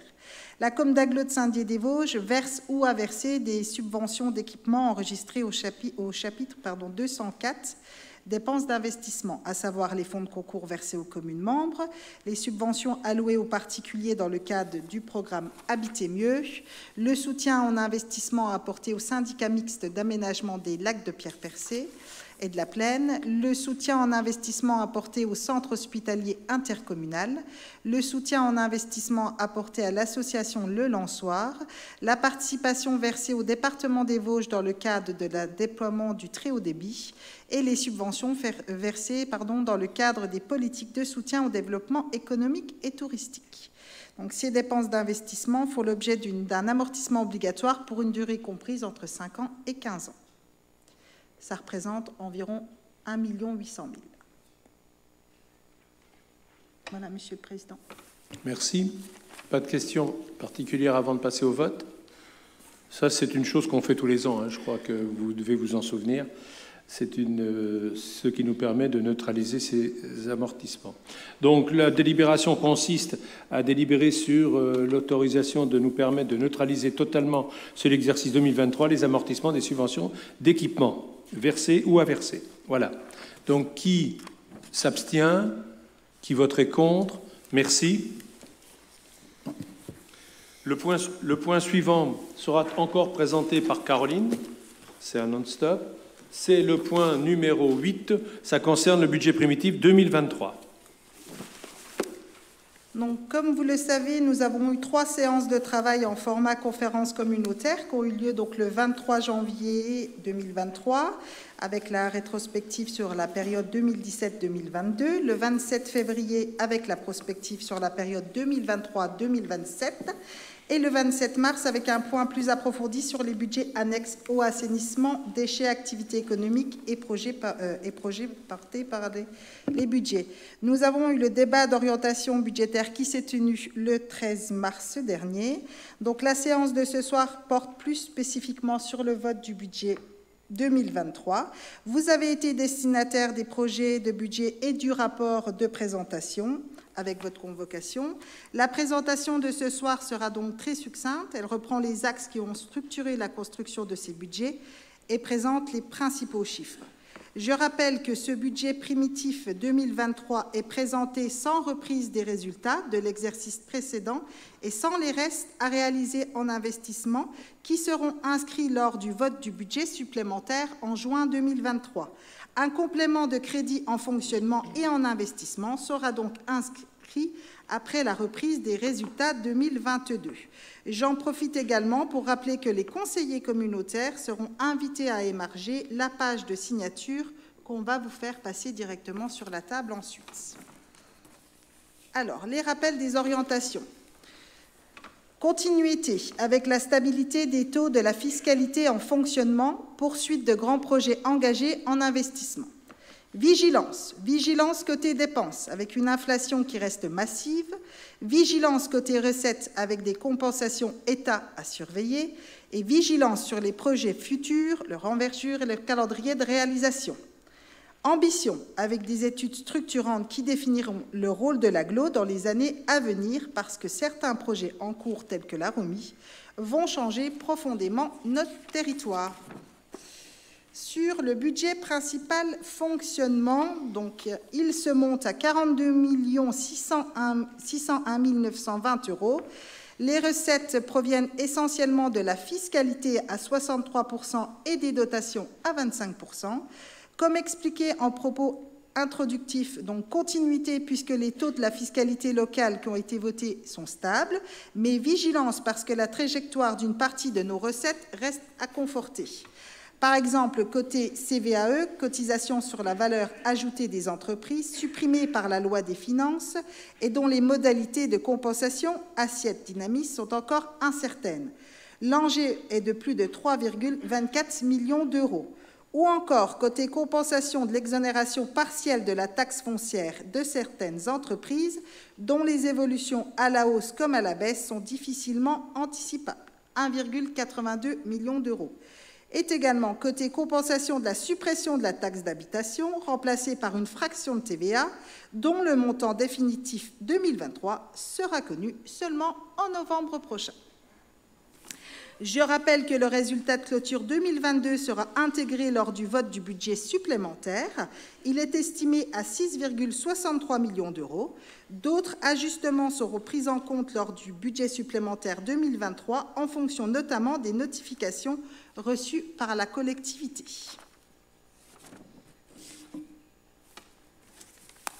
Alors, les dépenses de fonctionnement. Donc, les 42,6 millions de dépenses de fonctionnement se répartissent comme suit. En 0,11, les charges générales pour 9,73 millions €. En 0,12, les salaires et assimilés pour 16,22 millions €. Les autres charges de gestion pour 6,82 millions €. Les atténuations de produits, principalement donc les attributions de compensation pour 6,62 millions €. Les charges exceptionnelles, 632 000 € concerne principalement la subvention à l'Office de tourisme intercommunal. Avec 253 000 €, les charges financières sont peu significatives, de même que la dotation aux provisions, donc 85 000 €. Continuité car l'immense majorité des charges prévues à ce budget de fonctionnement découle des décisions antérieures prises par le Conseil communautaire. Vigilance à nouveau car l'inflation impacte lourdement les budgets des collectivités. Dérapage des coûts de l'énergie amorti pour partie par les dispositifs mis en place par l'État. Hausse générale des charges et notamment des contrats avec des indices de révision qui peuvent parfois avoisiner les 10%. C'est le cas du transport par exemple, dont la hausse ne serait pas répercutée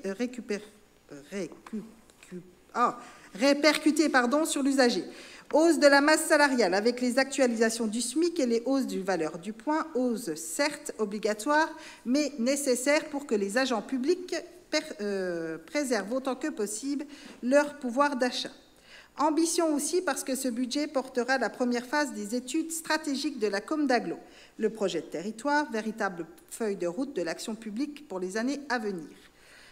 Le plan climat-air-énergie territoriale qui définira nos ambitions sur des sujets essentiels et le schéma de mobilité, axe majeur de développement d'un territoire à dominante rurale pour plus de 1000 km². Résultats et rations 2023. Cette situation n'est pas nouvelle. Le résultat moyen exécution budgétaire en fonctionnement 2017-2022, moins 37 000 €. Donc 2017, moins 363 000 €. 2018, on avait plus 619 000. 2019, plus 47. Exercice 2020, moins 360 000. Exercice 2021, plus 443 000. Donc l'excédent cumulé permet de passer la crise actuelle, mais ne permettra pas d'envisager un développement. Pour le budget principal investissement. Le budget investissement se monte à 9 512 210 €. Les recettes proviennent essentiellement des opérations d'ordre, du FCTVA, des subventions et du recours à l'emprunt. Vigilance en investissement quant au recours à l'endettement dans une période où les taux d'intérêt reviennent à des taux élevés, 4-5%, où le coût de l'argent grimpe en flèche. Le recours à l'emprunt était initialement prévu à 3,5 millions € lors des réunions préparatoires de janvier et février.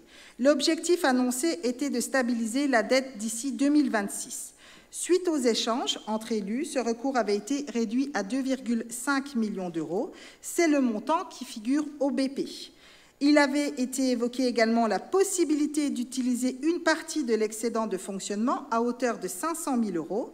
Cela sera fait au moment de l'affectation des résultats en juin et le budget supplémentaire modifiera cette inscription de recours à l'emprunt pour le ramener à 2 millions €. Compte tenu des remboursements des annuités des emprunts en cours, près de 1,5 million €, le stock de dette augmenterait donc de 500 000 € en 2023.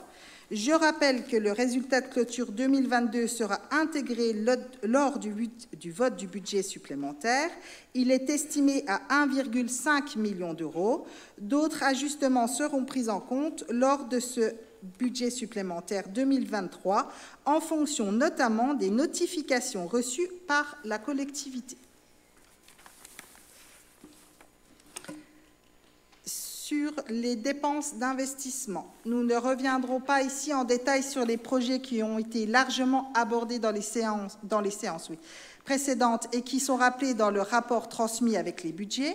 Continuité dans les dépenses d'investissement, car une part importante des dépenses 2023 portera sur des projets en cours de finalisation, PEM, boussole, etc. Les dépenses d'équipement seront divisées par 2 en 2023. Comme évoqué tout à l'heure, l'année 2023 sera une année consacrée à des études stratégiques, donc PCAET, SM, PT, mais également aux phases études de certains projets importants. Par exemple, le château de Belleval, la phase 2 du château de Pierre-Percé, le traitement de la friche Cartier-Bresson, la reconstruction de la Hallière, entre autres. Ces projets reviendront devant le Conseil lorsque les études seront terminées. Le Conseil aura à se prononcer sur la priorisation et l'ambition à donner aux différentes opérations, ambition en termes de dimensionnement, mais également en termes de calendrier. Ce positionnement se fera à partir du moment où tous les éléments seront stabilisés, coût global de l'opération, montant des subventions.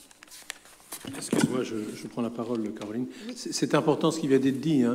Une étude, c'est pas parce que l'étude est faite que vous prendrez la décision d'engager. C'est clair, hein, et il faut le dire à tout le monde. Hein, je veux dire qu'il n'y ait pas un malentendu parce qu'on lance une étude sur un sujet ou l'autre. Derrière, ça sera obligatoirement les travaux. C'est vous qui déciderez en fonction des possibilités que nous avons d'investir ou non. Voilà. Et en même temps que, bien sûr, l'affectation des résultats, vous l'avez compris, au mois de juin, on aura les comptes administratifs qui vous permettront de bien voir l'évolution, sachant que, je le rappelle, c'est un budget de transition. Il y aura des décisions à prendre avant la fin de cette année pour le budget 2024. Nous aurons à décider ensemble de choses importantes avant cette fin d'année pour pouvoir maqueter le budget 2024, 25, 26. Voilà, je vous le rappelle. Excuse-moi, je te laisse continuer. Donc je continue avec les budgets annexes. Donc on a 8 budgets annexes qui recouvrent 3 thématiques principales, l'eau et l'assainissement, les déchets, le développement économique. Donc les budgets annexes représentent un poids conséquent, près de 40% des crédits ouverts au budget principal. 2 blocs déchets et eau assainissement sont gérés sous forme de régie à autonomie financière. Les budgets déchets traversent une période de transition majeure avec la mise en place de la redevance incitative. Ce projet va mobiliser des moyens importants en fonctionnement et en investissement. Donc pour le projet ROMI, les principales charges et produits: enquête 570 000 €, communication entre 50 000 et 100 000 € par an, les renforts équipes déchets entre 100 000 et 200 000 € par an, la mise en place d'un logiciel dédié 40 000 € par an, la fourniture distribution de bacs 920 000 € TTC et 305 000 €. Adaptation des points de tri, 200 000 à 300 000 €. Adaptation des déchetteries, 150 à 200 000 €. Adaptation des véhicules, 100 000 € et autres charges, 200 à 400 000 €. Nous aurons des recettes potentielles de l'ADEME entre 450 et 550 000 € en fonctionnement et entre 700 000 et 1 million d'euros en investissement.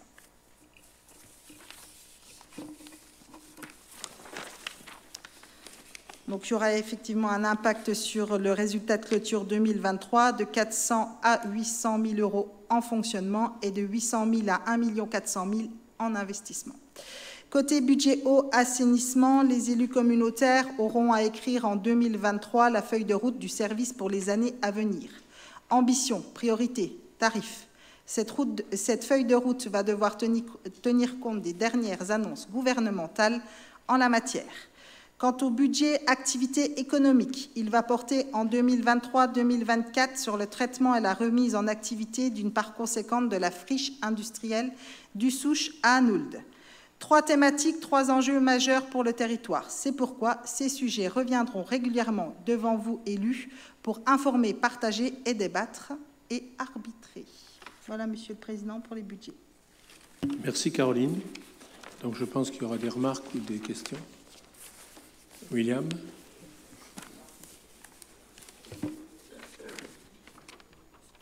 Monsieur le Président, on a eu de longues discussions par rapport à ce budget et aux difficultés financières de notre collectivité.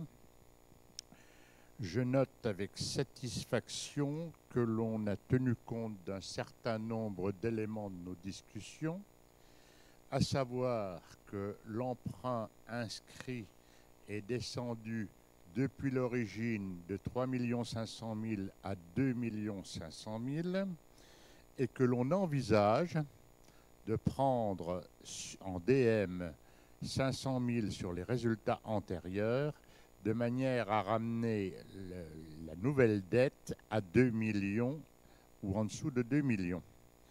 C'est un point positif. Cependant, il faut savoir que l'on se désendette à 1 520 000 et qu'on emprunte toujours 2 millions, qu'on empruntera toujours 2 millions, qui seront absolument nécessaires pour clore notre investissement. Donc, je répète, nous augmentons la dette de façon modérée, moins que prévu, mais enfin, nous l'augmentons dans une situation qui est déjà très préoccupante. Ensuite, on a aussi d'autres éléments qu'il faudrait prendre en considération. C'est les investissements nouveaux. Certains ont déjà été réduits. J'espère que d'autres le seront encore tant qu'on n'a pas passé le cap. J'aimerais, si possible, que M. Poirot nous explique le contenu des 2 240 000 de virements de la section de fonctionnement à la section d'investissement. Que comprennent-ils exactement comme possibilité financière? D'où viennent ces 2 240 000? Il y a, je pense, l'épargne, mais l'épargne ne représente pas ce volume-là, donc l'épargne brute. Donc, d'où vient le reste, c'est-à-dire environ, on va dire, 800 000 €, 700 000 €. Voilà. Je vais le laisser répondre, bien évidemment, il n'y a pas de souci. Ce que je veux dire sur l'augmentation de la dette et puis effectivement réagir par rapport au budget 2023, je ne pense pas qu'on pouvait faire plus rapidement des efforts. tout ce qui est engagement de dépenses, l'année dernière, on était à 10 millions. Hein. Là, on est descendu à moins. On frise les 5 millions d'euros. Donc, on a vraiment coupé par deux. Effectivement, tout ce qu'on pouvait faire sans prendre des décisions beaucoup plus stratégiques et profondes, parce qu'il va falloir qu'on en prenne, on ne pouvait pas faire plus vite pour ce budget 2023.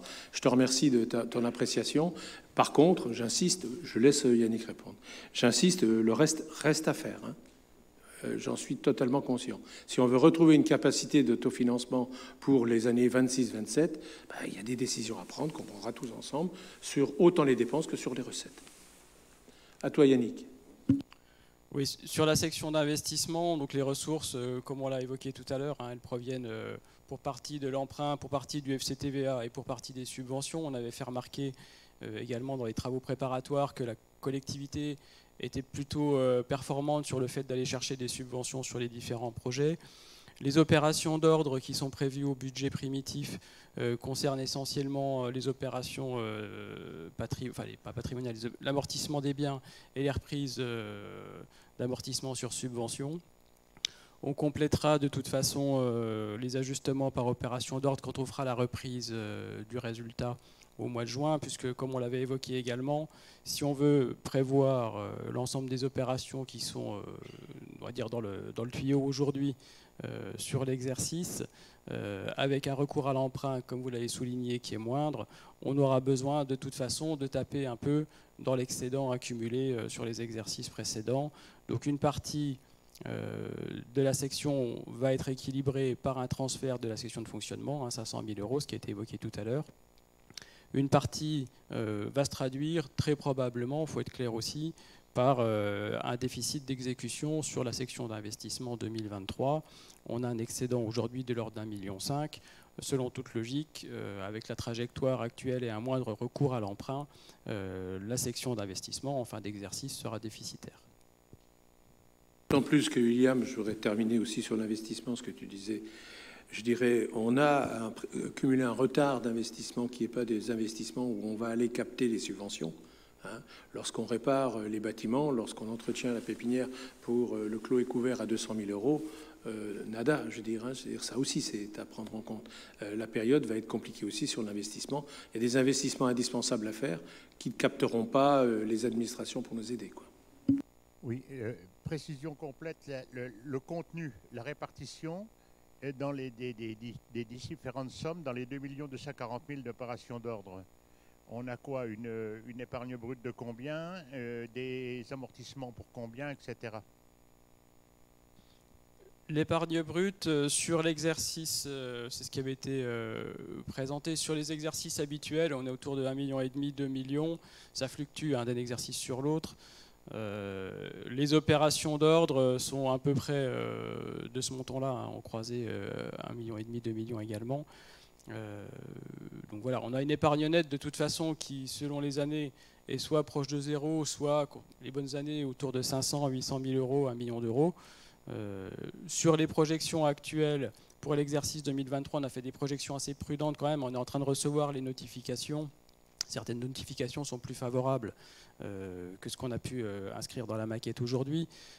Donc on a fait une maquette budgétaire aussi qui est relativement prudente, à la fois sur les prévisions de recettes, à la fois sur des recettes exceptionnelles. Hein. Vous savez qu'on avait un bouclier inflation où en théorie la com d'agglo est éligible. C'est une recette exceptionnelle qui découle d'un dispositif État. Pour l'instant c'est pareil, ça n'a pas été prévu en recette. C'est quelque chose qui viendra en complément si ça tombe effectivement. Donc, pour conclure... Vous le propose proche de zéro. Si vous regardez bien les chiffres que Caroline vous a présentés, on espère avoir des chiffres un peu plus précis pour le budget supplémentaire du mois de juin. Pour l'instant, il est raisonnable de le voter comme ça. Pour conclure, explication de vote. Si je vote positivement, favorablement ce budget primitif, c'est avec vigilance pour d'abord l'ADM, pour les budgets prochains, de manière à ce que dans les budgets prochains, les mesures qui doivent être prises soient prises par nous et qu'on ne soit pas obligé qu'elles soient prises par d'autres, en notre lieu et place. Et si je vote positivement, c'est tout simplement pour soutenir et remarquer favorablement les mesures qui ont déjà été prises. C'est un encouragement à dire, voilà, on va dans le bon sens, il convient de poursuivre et de confirmer, car même ces mesures que l'on prend et qui sont tout à fait normales et qui sont tout à fait intéressantes, ne serviront pas, malgré un optimisme débordant, à étanchifier notre passoire financière. Voilà, mais mon vote sera favorable. Merci William, mais je ne vends pas du rêve. Je ne suis pas venu pour vendre du rêve, je suis venu pour essayer de vendre la réalité. Jean-Luc. Oui, quelques remarques et une explication de vote aussi. Donc, depuis que notre nouveau président a pris cette mandature-là, mission un peu folle, entre parenthèses, mais il le sait, mais il a osé. Donc, on a une vue un peu plus claire des chiffres, comme l'a déjà dit William. On a une présentation un peu plus claire que des chiffres complètement globalisés. Alors, on a focalisé surtout sur la boussole. Donc, pour ne pas perdre le nord, on va continuer à éclairer nos collègues conseillers communautaires. Par exemple, j'avais demandé, mais on ne va pas refaire le monde sans arrêt, mais j'avais demandé un bilan du bâtiment suisse et puis surtout un bilan de l'opération Place Saint-Martin qu'on n'a jamais eu. Alors, si on pouvait l'avoir, ça serait super, comme on a eu des éclaircissements sur la boussole. Donc ça serait bien, ça serait la moindre des choses. Alors, il ne faut pas oublier effectivement que la mission est difficile. Par contre, si on est dans l'état là au jour d'aujourd'hui, je pense que dans cette salle, il y avait au moins 80% des élus déjà présents et qui ont voté tous ces choix qui ont été faits pour nous amener là où on est au jour d'aujourd'hui. Il ne faut pas l'oublier, donc il faut assumer. Donc, tout ça pour dire qu'aujourd'hui, on a une vision un peu plus stratégique du devenir de la communauté d'agglo, comme il a été dit, ne serait-ce que de retenir ce qu'on aurait dû faire depuis le début et que beaucoup d'élus avaient demandé, c'était le projet de territoire pour savoir où on allait. Donc là, ça va être lancé. Donc c'est vrai que si on veut diriger ce paquebot avec efficacité, il faut savoir où on va et faire des choix avec les élus. Donc, nous, en ce qui nous concerne, on votera par solidarité et pour l'avenir de la communauté d'agglo positivement pour ce budget.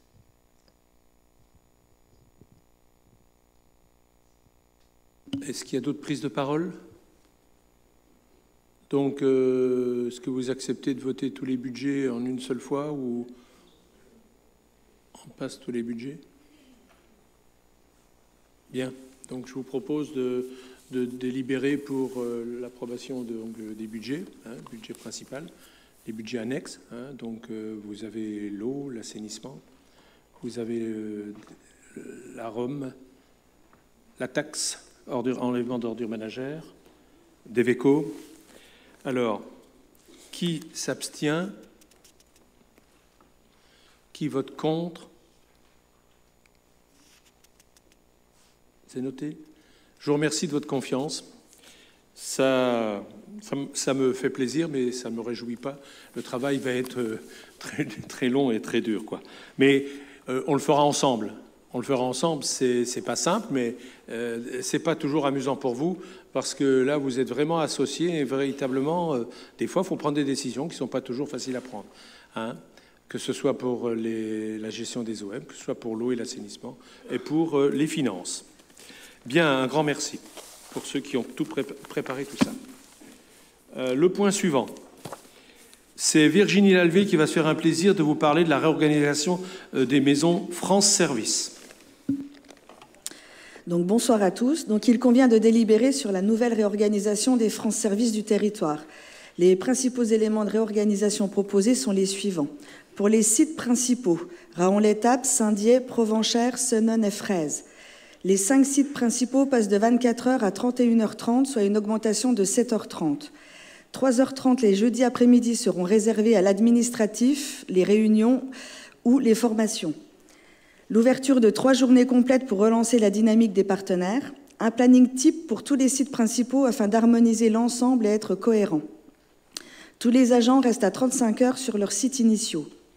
Pour les antennes, Saint-Roch, Bande-Laveline, Corcieux et Alarmont. Donc il y aura une petite parenthèse pour Alarmont car la permanence est effectuée par la secrétaire de mairie le lundi de 9h à midi. Pour les 3 autres antennes, Bande-Laveline, Corcieux et Saint-Roch, il y a une ouverture globale des 4 itinérances qui passent à 15 heures d'ouverture semaine. Pour les itinérances, nous passons de 3 à 7 itinérances afin de couvrir les zones blanches du territoire. Anould les lundis matins, Gerbet-Pal en semaine paire les lundis après-midi, La Chapelle-de-Vent-Bruyère en semaine impaire les lundis après-midi, Nompatelise les mardis, Bonnesa les jeudis, Mousset le vendredi et Moyen-Moutier le vendredi de 14h à 17h.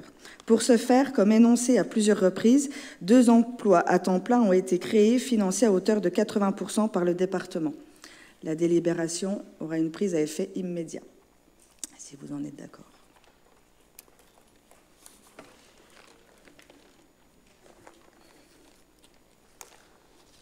Excusez-moi. Tu as terminé, Virginie?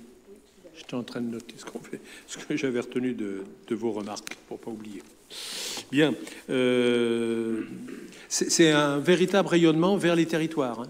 Je veux dire, la proposition qui est faite, là, que vous aviez déjà validée, puisque les 2 recrutements, ça nous avait permis de rencontrer puis de voir le conseil départemental pour être aidé, ce qu'ils ont approuvé, hein, et je les en remercie chaleureusement. Donc c'est un véritable rayonnement vers les habitants de notre territoire. Voilà. Donc, je pense qu'on va pouvoir passer à la délibération. Hein. Donc, il nous faut approuver la réorganisation et donner pouvoir au président ou son représentant, Virginie, suivant le cas. C'est clair. Donc, qui a besoin éventuellement d'explications complémentaires? Désolé. 1, 2, 3. Non? Bien. Qui donc s'abstiendrait? Qui voterait contre? Merci pour le territoire. Ensuite, le point numéro 10, c'est Aurélien qui le présente. Il faudrait peut-être lui apporter un micro. Donc, c'est la convention de partenariat avec le CEREMA concernant le fonctionnement global de la rivière de la Plaine. Là, tu es autorisé à parler de la Plaine, mon cher Aurélien. Merci, Monsieur le Président. Donc, nous vous proposons ce soir de valider les termes d'une convention de partenariat avec le CEREMA sur le sujet qui est plutôt innovant et original. On n'entend pas Eric. Sur le sujet, je vais manger le micro, ça ira. Ah, d'accord. Sur le sujet qui est un sujet plutôt innovant, expérimental et qui porte beaucoup d'enjeux, qui est celui de l'étude globale de la plaine. Alors peut-être un mot sur le CEREMA, parce qu'il est possible que tout le monde ne connaisse pas, donc j'ai pris des notes, parce que même moi, par cœur, je peux m'en mêler les crayons. C'est le centre d'études et d'expertise sur les risques, l'environnement, la mobilité et l'aménagement. Donc en fait, c'est l'ancien CETE pour les ponts et chaussées avant, etc.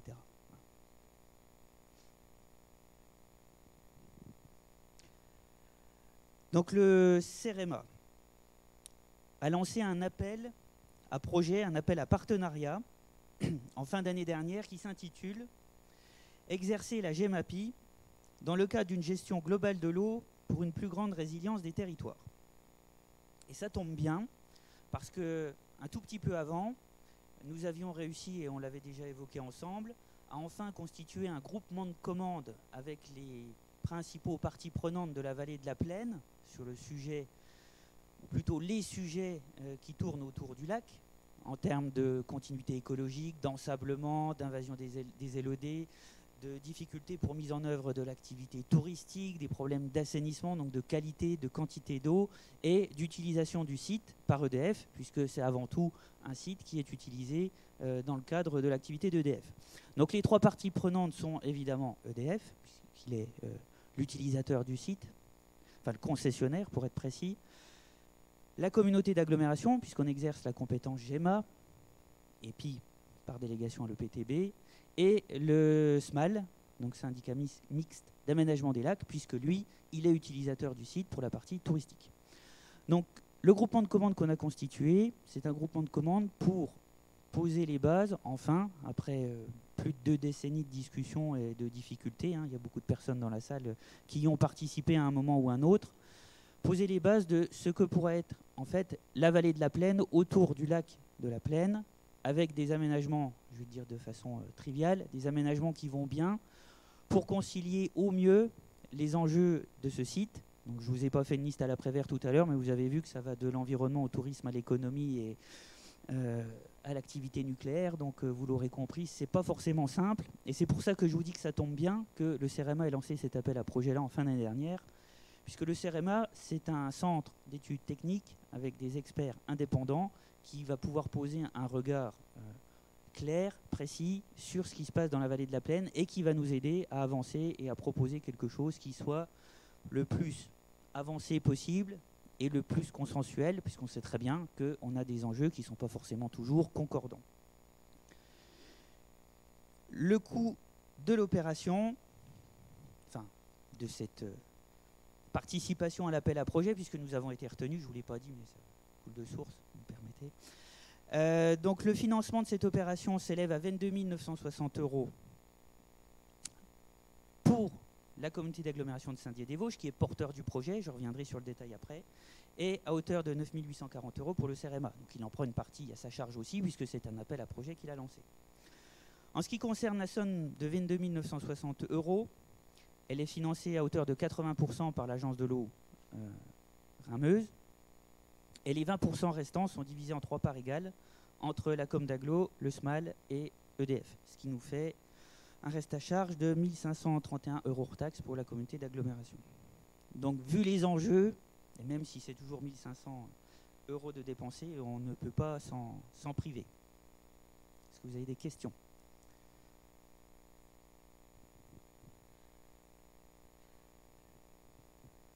Je ne vois pas de questions, donc on va pouvoir passer à la délibération. Donc, qui s'oppose? Qui vote contre? Merci. Merci Aurélien. Le point 11, je vais le présenter. C'est normalement Jean-Marie qui aurait dû le présenter. C'est le règlement des déchetteries. Donc, il y aura encore d'autres règlements concernant la gestion des OM, des déchets ménagers, bien évidemment. Le plus important, ça sera la tarification. Donc, le règlement des déchetteries reprend les différentes règles et dispositions opposables aux usagers. Vous l'avez lu, je pense que vous l'avez eu, hein ? D'accord, donc ça c'est bien, c'est important. S'il y a des remarques, on peut les faire avant de délibérer. Donc le règlement des déchetteries reprend les différentes règles et dispositions opposables aux usagers des déchetteries du territoire. En application du Code général des collectivités territoriales, la CA exerce la compétence des collectes des déchets. Cette compétence comprend donc la collecte qui recouvre le ramassage, en porte-à-porte, en point de regroupement, en point d'apport volontaire, l'enlèvement, le transfert, le transport. Le traitement qui recouvre l'élimination ainsi que la valorisation des déchets, les déchetteries et la prévention.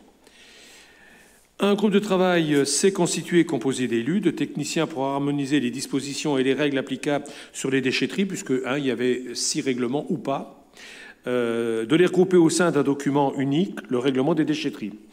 La commission des déchets, en date du 22 février 2023, a validé le projet des règlements des déchetteries.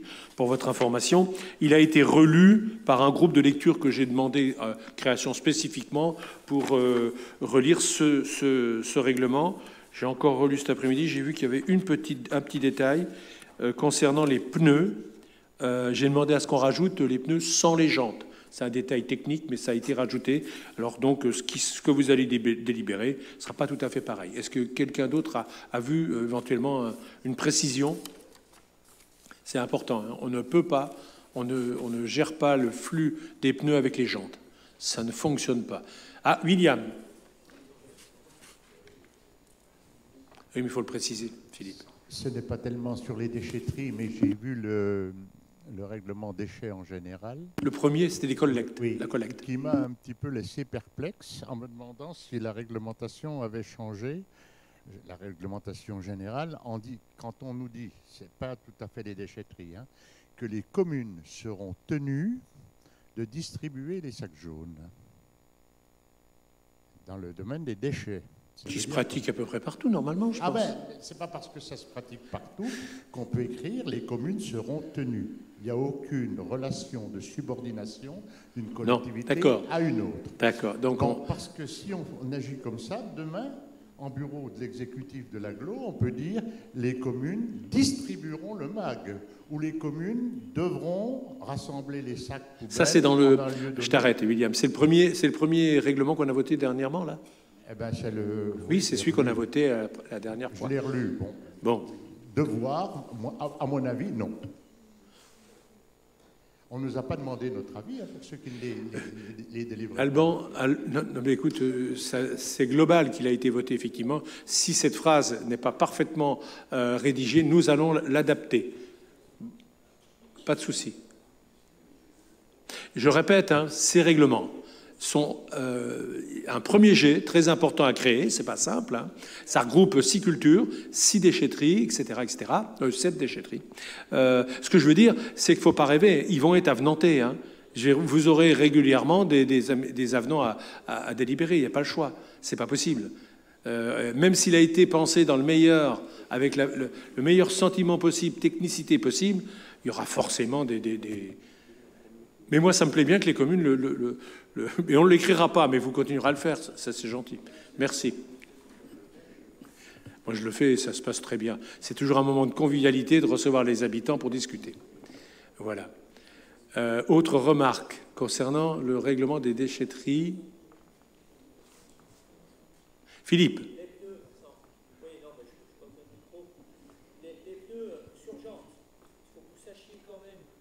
L'association de pêche a l'habitude d'en récupérer entre 10 et 12 par an. On fait quoi? On les amène où? Devant la porte de la mairie? Non, il faut les déjanter, puis après, tu les remets en déchetterie. Ça a un coût? Oui, je sais bien, mais moi j'explique les règles que... Non, mais c'est tout. On les amènera... C'est une remarque ou si tu attends que le président te donne la solution? Non, je peux te donner la solution. J'ai des démonts de pneus à la maison. Oui, non, mais qu'est-ce que je fasse? Je ne sais pas. Ça fera partie du règlement de... Parce qu'il y en a des gros. Non, enfin, c'est un gag.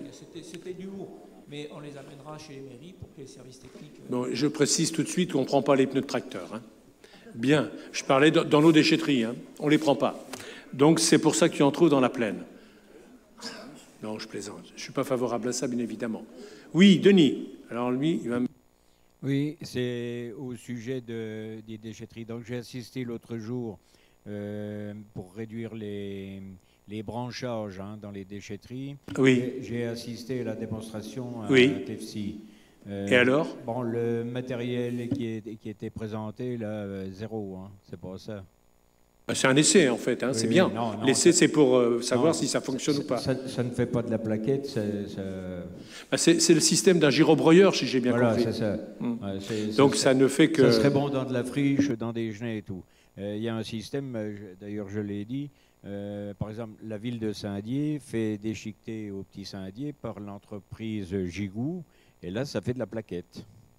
Mais je rappelle que c'est un essai, au moins le service a la volonté de chercher. Moi je ne pensais pas du tout que c'était le matériel. Là. Non. J'avais été voir, mais c'est pas... c'est pas tout à fait. Bon, voilà, on a déjà un retour. Voilà. Merci Denis. Donc je vous propose de passer... à la délibération, qui, pour approuver ce premier règlement, bien évidemment, il continuera à évoluer. Donc, qui s'abstient? Qui vote contre? Merci pour ceux qui l'ont rédigé. Le point suivant, c'est le point 12. C'est Patrick Lalvé qui va le présenter. C'est convention de dépôt-vente entre la médiathèque de la Boussole et l'Office de tourisme intercommunal. Merci Patrick. Oui, donc Monsieur le Président, c'est pas une délibération qui va prendre énormément de temps.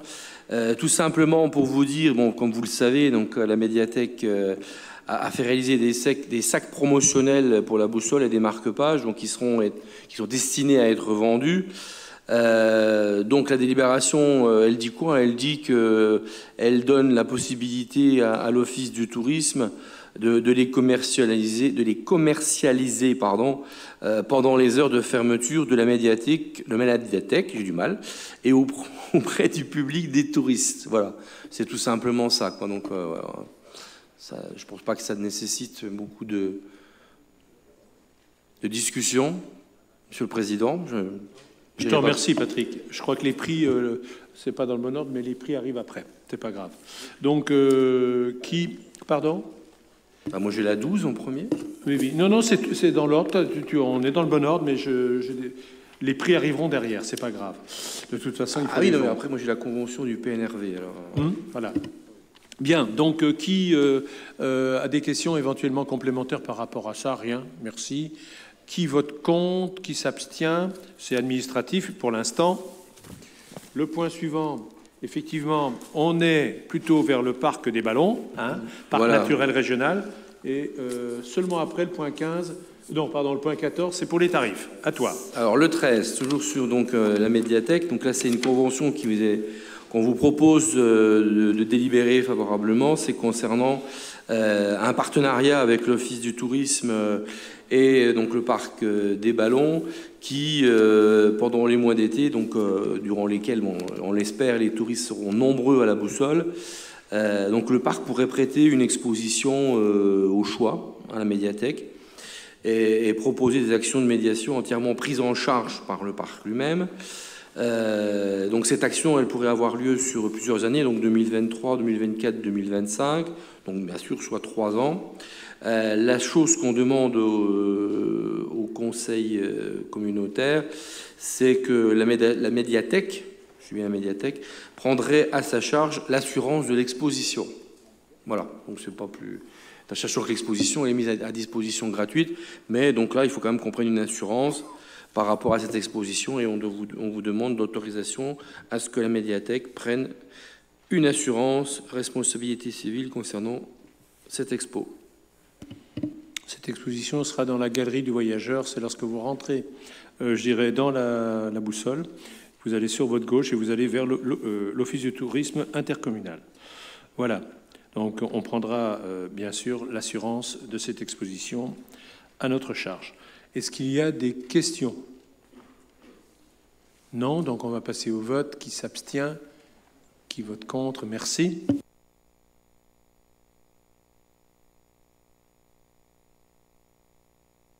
Point suivant, c'est les tarifs additionnels pour la médiathèque de la Boussole. En l'absence de Claude Kiner qui est excusé, je donne la parole à Caroline. Donc pour son ouverture, la médiathèque de la Boussole souhaite proposer des services innovants et de convivialité qui donnent au public un sentiment d'appartenance. Ainsi, la médiathèque de la Boussole souhaite proposer à la vente des sacs solides au prix de 4 € qui serviront aux usagers pour l'emprunt et le retour des documents. Ces sacs seront également des outils promotionnels.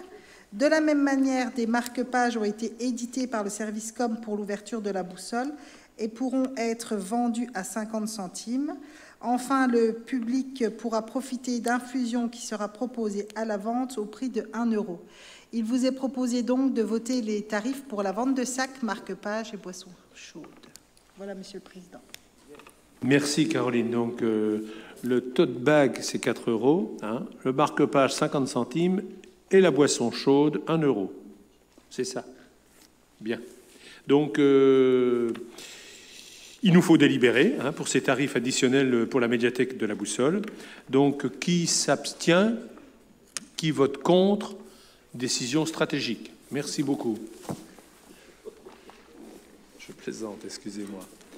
La modification du tableau des effectifs, le point 15, sera présentée par Annabelle Soudière. Chers collègues, bonsoir. Alors, ce soir, la modification du tableau des effectifs vous propose la création de 3 postes. Un poste de rédacteur tout grade et 2 postes de directeur général adjoint des services. On mène une réflexion actuellement sur la réorganisation de la direction générale des services, qui, je vous le rappelle, est mutualisée entre la communauté d'agglomération et la ville de Saint-Dié-des-Vosges. La création de ces 2 postes vise à anticiper cette éventuelle réorganisation, en sachant que ce seraient des postes qui la création de ces postes n'amènerait pas des recrutements externes. Voilà, si vous avez des questions, ou sinon, on peut passer au vote. Est-ce qu'il y a des questions? Non? Elle vous sera présentée rapidement. On la présente pas la semaine prochaine, mais la semaine d'après au bureau, et ensuite, cette réorganisation vous sera présentée, bien évidemment, en même temps qu'au service. Donc, on va passer au vote. Hein. Qui s'abstient?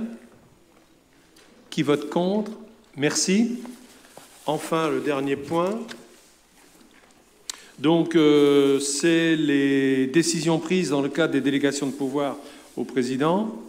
Donc, le premier point, c'est la prestation d'entretien et de nettoyage du bâtiment de la Boussole. Le lot 1, pour locaux et mobilier, pour le nettoyage, pour 120 949 €. C'est la SAS Lustral à Fléville devant Nancy. Pour le lot 2, nettoyage des vitres, on va avoir un problème parce que nous n'avons pas eu d'offre. Donc, je pense qu'on vivra pour l'année 2023 sans nettoyer les vitres. Ça devrait le faire. Je plaisante, on va relancer. Comme je me suis engagé, je ne l'ai pas dit tout à l'heure, chose très très sérieuse. Le premier bilan donc, pour la Boussole, Jean-Luc, je croyais que tu allais poser la question, sur la Boussole. Donc le premier trimestre vient d'être terminé. La réunion d'analyse des dépenses réellement constatées sur ce premier trimestre, qui n'est pas représentative bien évidemment, puisqu'on n'a pas ouvert encore, mais ça n'empêche que l'analyse de ces dépenses aura lieu cette semaine. Le rendez-vous a été fixé avec le vice-président au bâtiment, entre autres, la vice-présidente aux finances, et on va commencer à regarder ce que nous avons réalisé dans le premier trimestre. C'est important, puisqu'on va considérer qu'au 1er avril, on bascule dans le fonctionnement réel de la Boussole, qui peut engendrer d'autres frais. Ensuite, l'acquisition de documents pour les médiathèques intercommunales, le lot 1, livres et bandes dessinées pour adultes, pour 412 000 €.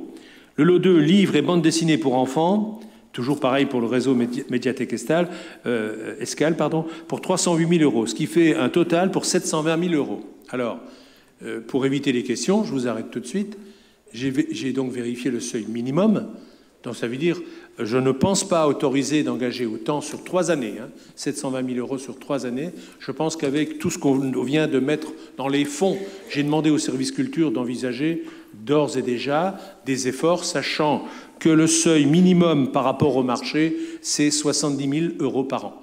Bien sûr, première année, on peut peut-être atteindre ce seuil-là, mais les autres années, il ne faudra pas perdre notre renouvellement, je dirais, du fonds. Voilà. C'est pour vous rassurer. Les exemples je dirais, des exemples d'économie sur le fonctionnement démarrent par ça. Voilà. Est-ce qu'il y a des prises de parole avant que je ne clôture ce conseil communautaire ou des questions diverses? Sinon, je vous remercie énormément et je vous souhaite une bonne soirée et un bon retour.